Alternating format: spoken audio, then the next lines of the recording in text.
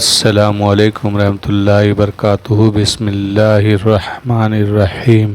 مجھے مشورہ دو کہ میں اپنا وفد اس کے پاس بھیجوں یا صاف انکار کر دوں۔ میں کوئی ایک بھی شرط نرم نہیں کر سکتا، یہ میرے بس سے باہر ہے۔ وقت اور مہلت ہمیں بھی درکار ہے۔ ایک سالار نے کہا، نیل کی طغیانی تو اتر گئی ہے، لیکن پانی جو دریا سے باہر آ گیا تھا یہ ابھی واپس نہیں گیا اور ہم پانی کے گھیرے میں آئے ہوئے ہیں۔ ہمیں اس پانی کے واپس جانے یا خشک ہونے کا انتظار کرنا پڑے گا، ورنہ لڑائی کی صورت میں ہم اس زمین پر نہیں لڑ سکیں گے۔ اس پر غور کریں سپہ سالار۔ ایک اور سالار نے کہا، یہ بھی تو اللہ کا حکم ہے کہ دشمن صلح کے لیے ہاتھ بڑھائے تو اسے پورا موقع دو اور صلح قبول کرو، بشرطے کہ تمہارا دشمن تمہاری شرائط قبول کرتا ہے۔ باہمی صلح و مشورے کے بعد عمرو بن عاص نے 10 افراد کا ایک وفد مقوقس کے ساتھ گفتگو کرنے کے لیے منتخب کیا۔ اس کی قیادت ایک صحابی عبادہ بن صامت کے سپرد کی، جو زبیر ابن العوام کی قیادت میں آئی ہوئی کمک کے ایک حصے کے سالار تھے۔ ان کا رنگ سیاہ تھا، یعنی کالے تھے، جسم گٹھا ہوا لیکن اوپر بڑھنے کی بجائے چوڑائی میں تھا، اور قد دراز نہیں تھا، مطلب زیادہ لمبے نہیں تھے، چھوٹے تھے اور سانولے رنگ کے تھے۔ عمرو بن عاص نے مقوقس کے پیغام کا جواب دے کر اس کے ایلچی کو رخصت کر دیا۔ جواب یہ تھا کہ اس کا ایک وفد آ رہا ہے۔ اس کے بعد عمرو بن عاص نے اس وفد کے تمام ارکان کو بلایا اور عبادہ بن صامت کو ہدایت دے کر وہ کیا گفتگو کرے، اور پھر انہیں وہی 3 شرطیں بتائی جو وہ پہلے مقوقس کو پیش کر چکے تھے۔ سپہ سالار نے عبادہ بن صامت کو بڑا سخت حکم دیا کہ ان شرائط میں ذرا سی بھی نرمی نہیں کرنی۔ اگلے روز یہ وفد مقوقس کے پاس پہنچ گیا۔ مقوقس کے اپنے مشیر اور جرنیل اس کے ساتھ تھے۔ بات عبادہ بن صامت نے شروع کی، لیکن مقوقس نے انہیں حقارت سے دیکھا اور یہ تاثر دیا جیسے وہ خفا ہوں۔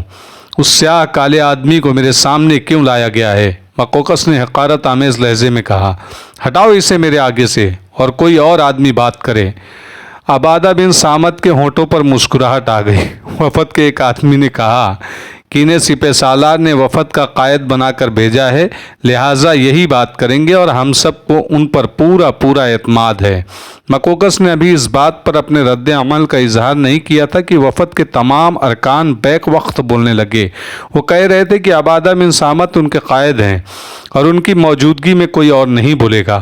مقوقس نے جب پورے کے پورے وفد کا یہ رد عمل دیکھا تو اس نے ہونٹ سی لیے۔ مقوقس کا اپنا ہم مذہب تاریخ دان بٹلر لکھتا ہے کہ مقوقس اس قسم کی اوچھی بات کرنے والا آدمی نہیں تھا، لیکن اس نے بڑی ہی اوچھی بات کہہ دی، جس کا مطلب یہی ہو سکتا تھا کہ وہ مسلمانوں کے اس نمائندہ وفد میں اختلاف پیدا کرنا چاہتا تھا۔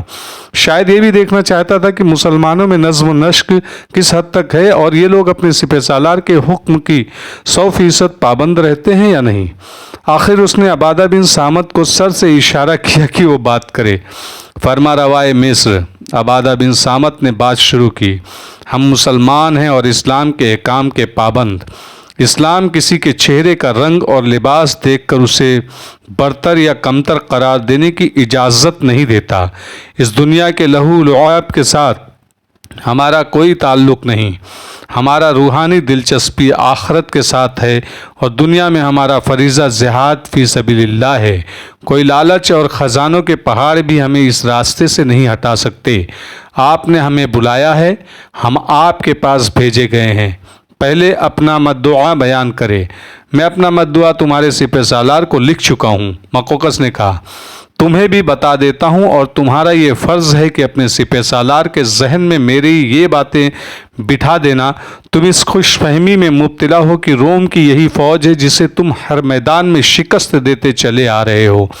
ہمارے پاس اس قلعے میں روم کی اتنی زیادہ اور اتنی طاقتور فوج موجود ہے، جو اتنی زیادہ فوج آ رہی ہے جسے تم تصور میں بھی نہیں لا سکتے۔ تم تعداد میں بہت ہی تھوڑے ہو۔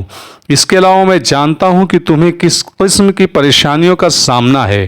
کچھ دن اور گزرے تو تم اپنے لشکر کی ضروریات پوری کرنے کے قابل نہیں رہو گے۔ میں جو بار بار تمہیں تمہاری کمزوریوں کا احساس دلا رہا ہوں، یہ صرف اس لیے دلا رہا ہوں کہ مجھے تمہارے اس ذرا سے لشکر پر رحم آ رہا ہے۔ تمہارا یہ لشکر میری فوج کے ہاتھوں کٹ مرے گا تو مجھے بہت افسوس ہوگا، کیونکہ میں اس گناہ سمجھتا ہوں۔ میں اس وقت خوش ہوں گا جب تم میرے ساتھ صلح کرو گے۔ میں تمہارے لشکر کے ہر سپاہی کو 2 دینار، ہر سالار کو 100 دینار اور تمہارے خلیفہ کو 1000 دینار پیش کرتا ہوں۔ یہ مجھ سے وصول کر لو اور واپس چلے جاؤ۔ رومی فوج کے قہر اور غضب سے ڈرو۔ تاریخ نویسوں نے منتخب واقعات اور شخصیات پر تبصرے بھی لکھے ہیں اور تنزیہ بھی کیے ہیں۔ وہ کچھ حیرت کا اظہار کرتے ہیں کہ ایک طرف تو مقوقس مسلمانوں کو اچھا سمجھتا تھا اور صلح کے لیے بیتاب نظر آتا تھا، لیکن جب کسی مسلمان سے سامنا ہو جاتا تو رعب اور دھمکی کی زبان میں بات کرتا تھا۔ اسے غالباً یہ توقع تھی کہ مسلمان اگر کسی لالچ میں نہیں آتے تو شاید ڈر کر واپس چلے جائے۔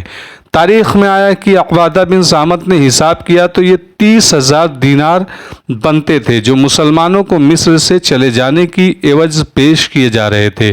میں کچھ بھی قبول نہیں کر سکتا، عبادہ بن صامت نے کہا۔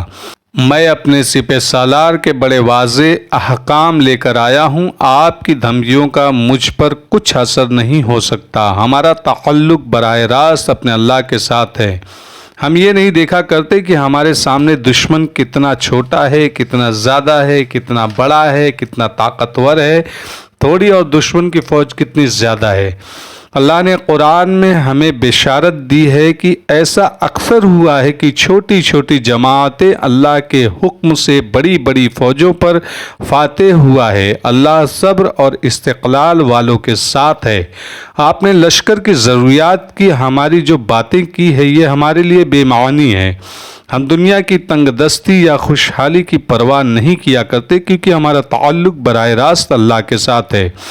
ہمارے سپہ سالار نے جو ہمارا امیر بھی ہے آپ کو صاف الفاظ میں بتایا ہے کہ ہمارے 3 شرطیں ہیں، ان میں سے جو چاہو قبول کر لو، باقی سب گفت و شنید فضول باتیں ہیں، ان سے کچھ بھی حاصل نہیں ہوگا۔ مجھے میرے امیر نے اور میرے امیر کو امیر المومنین نے اور امیر المومنین کو رسول اکرم صلی اللہ علیہ وآلہ وسلم نے جو بتایا تھا میں وہ آپ کے آگے رکھ رہا ہوں۔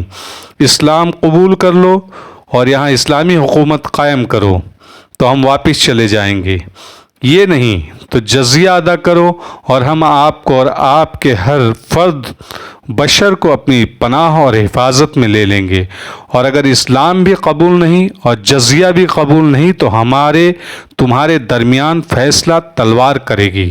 مقوقس نے اس بات چیت کے بعد عبادہ بن صامت کے آگے کچھ تجویز رکھی، لیکن عبادہ بن صامت نے کوئی ایک بھی تجویز نہ مانی۔ انہوں نے کہا کہ انہیں اتنا اختیار حاصل ہی نہیں، نہ سپہ سالار کو نہ ہی امیر المومنین کو اختیار حاصل ہے کہ اسلام کے شرائط میں ذرا سی بھی لچک پیدا کرے۔ مقوقس اپنے مشیروں اور جرنیلوں سے مخاطب ہوا اور ان سے پوچھا کہ ان کی ان 3 شرطوں میں سے کون سی شرط قبول کرتے ہیں۔ سب نے متفقانہ طور پر کہا کہ نہ انہیں اسلام قبول ہے نہ وہ جزیہ دینے کے لیے تیار ہیں۔ عبادہ بن صامت اٹھے اور اپنے وفد کو ساتھ لے کر واپس چل پڑے۔ وفد کے جانے کے بعد مقوقس نے اپنے مشیروں اور جرنیلوں کے ساتھ باتیں کی۔ میں اب بھی کہتا ہوں کہ مسلمانوں کے ساتھ ہماری صلح ہو جانی چاہیے۔ مقوقس نے کہا، تم نے دیکھ لیا ہے کہ یہ کسی لالچ میں بھی نہیں آتے اور کسی دھمکی سے بھی نہیں ڈرتے۔ آپ کو ان کی کون سی شرط قبول ہے؟ مقوقس کے جنرل جارج نے پوچھا۔ میں اس سوال کا جواب نہیں دوں گا، مقوقس نے کہا، میں اپنی رائے دوں گا اور تم سب اس پر غور کرو۔ آج میں تمہیں صاف صاف بتا دیتا ہوں کہ ان مسلمانوں سے لڑنا تمہارے بس کی بات نہیں، تم نے خود دیکھ لیا ہے، لہٰذا جنگ جاری رکھنے کو ذہن سے نکال دو۔ اسلام قبول نہ کرو لیکن تیسری شرط ماننی پڑے گی۔ فرما روائے مصر، ایک مشیر نے حیرت سے کہا، آپ کا مطلب یہ ہے کہ ہم جزیہ دینا قبول کر لیں اور پھر مسلمانوں کے غلام ہو کر زندگی بسر کریں؟ یہ غلامی اتنی سی ہی ہوگی کہ تم مسلمانوں کی اطاعت قبول کر لو گے۔ مقوقس نے کہا، تمہیں مسلمان غلام نہیں سمجھیں گے بلکہ تمہیں پورے حقوق اور عزت دیں گے۔